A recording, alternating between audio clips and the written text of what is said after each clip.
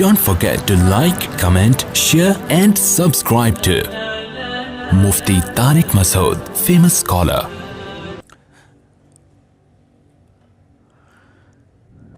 پچھلے درس میں یہ آیات چل رہی تھیں کہ اللہ تعالیٰ نے فرمایا کہ اے نبی آپ مکذبین کی اطاعت نہ کریں. سورہ قلم. جو لوگ بھائی اس کو چلا دیں یار، جو انکار کرتے ہیں آخرت کا ان کو فالو مت کریں، کیونکہ جو آخرت کا انکار کرے گا نا اس کی زندگی کبھی بھی سیدھے راستے پہ نہیں ہو سکتی. اس کو قانون سیدھے راستے پہ چلا سکتا ہے، لیکن قانون انسان کے بنائے ہوئے قانون بھی ناقص اور نگرانی بھی ناقص. لوگ کیمرے لگا دیتے ہیں، وہ کیمرہ ہی چوری ہو جاتا ہے. تو اس لیے جب تک اللہ کا خوف نہیں ہو، آخرت میں جواب کا خوف نہیں ہو، تو انسان سیدھے راستے پہ چل ہی نہیں سکتا. ناممکن ہے یہ. وہ مشہور واقعہ ہے نا، ایک تو بیان شروع ہی واقعات سے ہو جاتا ہے تو یہ پھر کیا کریں. وہ ایک تقریب میں ایک خاتون کا لاکٹ چوری ہو گیا، بڑا قیمتی لاکٹ تھا.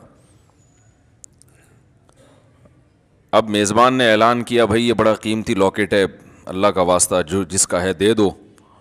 لوگوں نے کہا ایسے تو جو بھی دے گا وہ پکڑا جائے گا،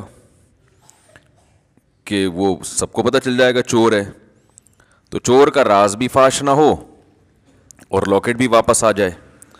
اس کا طریقہ یہ کہ لائٹ بجھا دو، خوبصورت سا پیالہ رکھو، بھائی جس نے لاکٹ چرایا ہے اس کو اللہ کا واسطہ دو، بولے بھائی چپکے سے اس میں ڈال دو، کسی کو پتہ بھی نہیں چلے گا، لاکٹ بھی آ جائے گا. لائٹ آف کر دی گئی. پہلے تو ڈرایا گیا، سمجھایا گیا، رونا دھونا کیا گیا، بھائی اللہ خیال تھا ترس آ جائے گا چور کو. تو لائٹ بجھا دی گئی. لائٹ کھولا تو دیکھا پیالہ بھی غائب ہے. صحیح.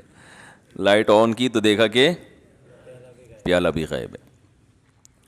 تو آخرت کا خوف نہ ہونا تو پھر انسان پر کوئی نصیحت اثر نہیں کرتی، اور آخرت کا خوف ہے تو بہت ساری چیزوں سے بچا رہتا ہے. ہمارے ہاں جو مسلمانوں میں کچھ جرائم ہیں، کچھ نہیں بھی تو ہیں نا، بہت ساری ہم میں خوبیاں بھی تو ہیں جو برائیاں نہیں ہیں. وہ کیوں نہیں ہے؟ آخرت کا خوف، ڈر ہوتا ہے یار، جانا تو ہے نا قبر میں. تو اللہ نے اس لیے حکم دیا مکذبین کو فالو مت کرو. اور ہم صبح و شام جن کو فالو کرتے ہیں وہ مکذبین ہی ہیں سارے. وہ آخرت پر ایمان نہیں ہوتا ان کا، ہوتا ہے تو ایسے کمزور.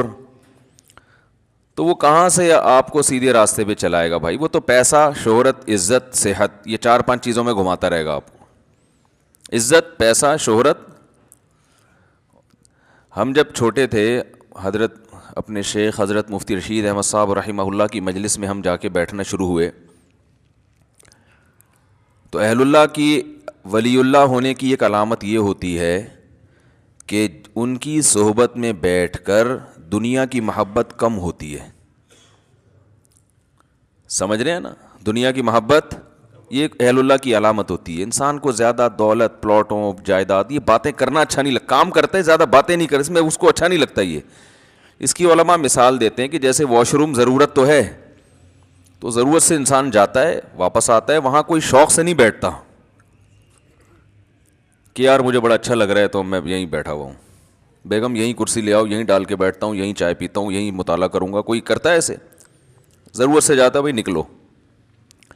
تو ضرورت تو ہے دنیا کی، ہر شخص کو ہے، پیٹ اللہ نے لگا دیا. عزت بھی ہر ایک کی خواہش ہے، عزت بھی انسان کے لیے ضروری ہے. بہت سے مصیبتوں سے بچا رہتا ہے عزت کی وجہ سے.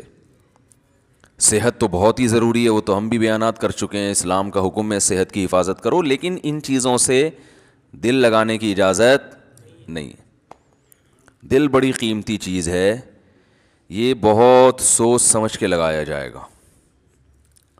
دیکھو دل ایسے کو دیا جاتا ہے جو دل کو پریشان نہ کرے. کیا خیال ہے؟ بات سے بات نکلتی ہے، موضوع چینج ہو جاتا ہے. سورہ قلم لے کے چل رہے ہیں، لیکن چلو یہ بات بھی تھوڑی سی کمپلیٹ کر دوں. سکون کہاں ہوتا ہے؟ دل میں نا. سائنٹیفک تو دماغ میں ہوتا ہے، میں بھی اس گہرائی میں نہیں جا رہا. کیونکہ بہت سے نا لوگ بیٹھے ہوتے کہتے ہیں بھائی یہ تو دماغ کی ساری، دل کا تو کام صرف پمپنگ کرنا ہے. تو شریعت نے تو ہر چیز کی نسبت دل کی طرف کی ہے نا. دل میں سکون، دل میں غور و فکر کرو. تو اس کی کیا وجہ ہے، یہ ایک الگ ٹاپک ہے. ابھی میں اس پہ چلا گیا نا کہ بھائی اسلام نے دل کو کیوں متوجہ کیا کہ ان کے سینوں میں دل نہیں ہے یا ان کے دل سخت ہو چکے ہیں. سخت تو اصل میں ان کی کھوپڑی ہوئی ہوتی ہے، دماغ سخت ہو گیا ہوتا ہے، اثر نہیں ہو رہا ہوتا. تو وہ ایک الگ بات ہے، اس کے میں اشکال کے جواب دے بھی چکا ہوں، ابھی میں اس طرف نہیں جاؤں گا. لیکن عام محاوروں میں نسبت دل ہی کی طرف ہوتی ہے. بھائی ہم نے تمہیں اپنا دل دے دیا، اس کے تمہارے دل میں اس کی محبت نہیں ہے. تو اس محاورے میں آپ کی دل سے جو مراد ہوتی ہے میری بھی فی الحال وہی مراد ہے، تاکہ بات آگے چلے نا. تو سکون کا محل کیا ہے؟ دل. خوشی کا محل کہتے ہیں جگہ. خوشی کس جگہ پہ ہوتی ہے؟ دل میں ہوتی ہے. غم کہاں ہوتا ہے؟ دل میں. کہنا تم نے میرا دل دکھا دیا، تم نے تو آج میرے دل کو خوش کر دیا. تو انسان صبح و شام سکون کے لیے کوششیں کرتا ہے، خوشی کے لیے کوششیں کرتا ہے. تو خوشی کے لیے انسان کی جو کوششیں ہوتی ہیں، تو جب ان کوششوں میں کامیاب ہوتا ہے تو خوشی محسوس کہاں ہوتی ہے؟ دل. تو پتہ یہ چلا، دیکھیں انسان خوش ہوتا ہے اپنی محبوب چیز کے ملنے سے، ایسا ہی ہے نا. تو دل کب خوش ہوگا؟ جب دل کو اس کی محبوب چیز ملے گی. دل چاہ رہا ہے یہ کھا لو، کھاؤ گے تو خوش ہو جاؤ گے. دل چاہ رہا ہے یہ کر لو، وہ کام کر لیا تو خوش ہو جاؤ گے. دل چاہ رہا ہے کہ یہ چیز مل جائے، گاڑی مل جائے، مل جاتی ہے تو دل کیا ہوتا ہے؟ خوش ہوتا ہے. تو سارا جو مسئلہ ہے نا وہ ہے دل کا. تو یاد رکھیں کہ دل کو خوش کرنے کے لیے یہ ضروری ہے کہ اس کو اس کی محبوب چیز ملے. تو جن چیزوں سے دل کو پہلے سے محبت ہے نا وہ انسان کو ملتی نہیں ہے. ٹینشن والا مسئلہ یہ ہے. آپ کہیں بھائی جو اتنے لوگ خوش ہوتے ہیں ان کو ان کی دل کی پسندیدہ چیزیں مل جاتی ہیں تبھی تو خوش ہوتے ہیں نا. بھائی مسئلہ ایک دل میں بہت بڑا فالٹ یہ ہے کہ اسے اس کی جب محبوب چیز ملتی ہے تو اس کے دل میں اس سے زیادہ کی خواہش پیدا ہو چکی ہوتی ہے. سمجھ رہے ہیں بات کو؟ لہذا یہ پہلی مرتبہ میں تو اس سے خوش ہوتا ہے، اس کے بعد پھر یہ اس سے خوش نہیں ہوتا، اس سے زیادہ مانگتا ہے. ہمارے ایک دوست ہیں، اللہ نے ان کو مالی وسعت دی، وہ ایک زمانے میں بڑی غربت تھی، تو مجھے اپنا واقعہ بتا رہے تھے کہ یار جب ہم غریب تھے، مدرسے میں پڑھتے تھے، کہتے ہیں تو میں نے اس وقت کہیں سے ہمیں یاد ہے ایک پراٹھا آ گیا کہیں صبح ناشتے میں سوکھی روٹی ملتی تھی. تو کہہ رہے ہیں وہ پراٹھے کے نا ہم سب طلبہ نے ٹکڑے کیے، ایک ایک ٹکڑا، ایک ایک پراٹھا سب کو ملا، یعنی پراٹھے کا ایک ایک ٹکڑا سب کو ملا.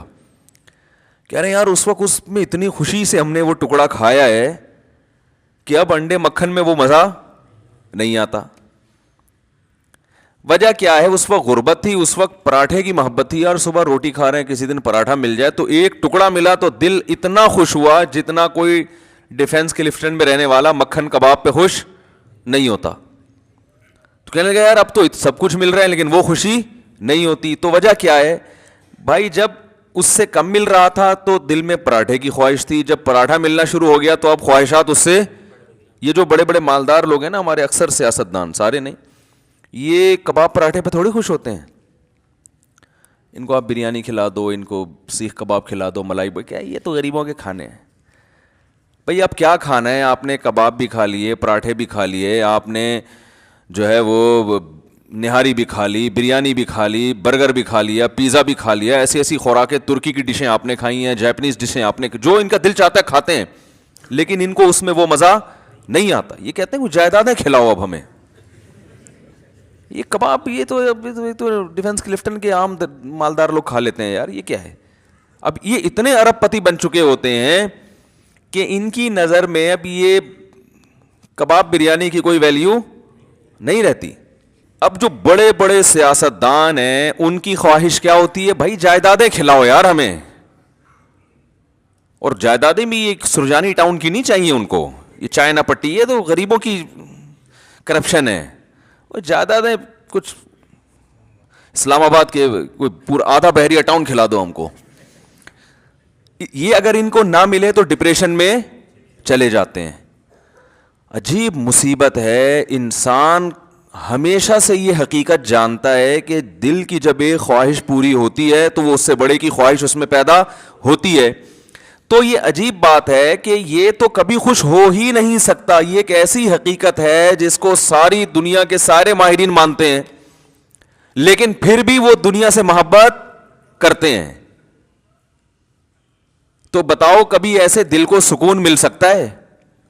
آج آپ کی خواہش یہ مل جائے تو جب وہ ملے گا نا تو اس سے آگے کی خواہش پیدا ہو چکی ہوگی, پھر اس سے آگے کی پیدا ہو چکی ہوگی. Thanks for watching. Don't forget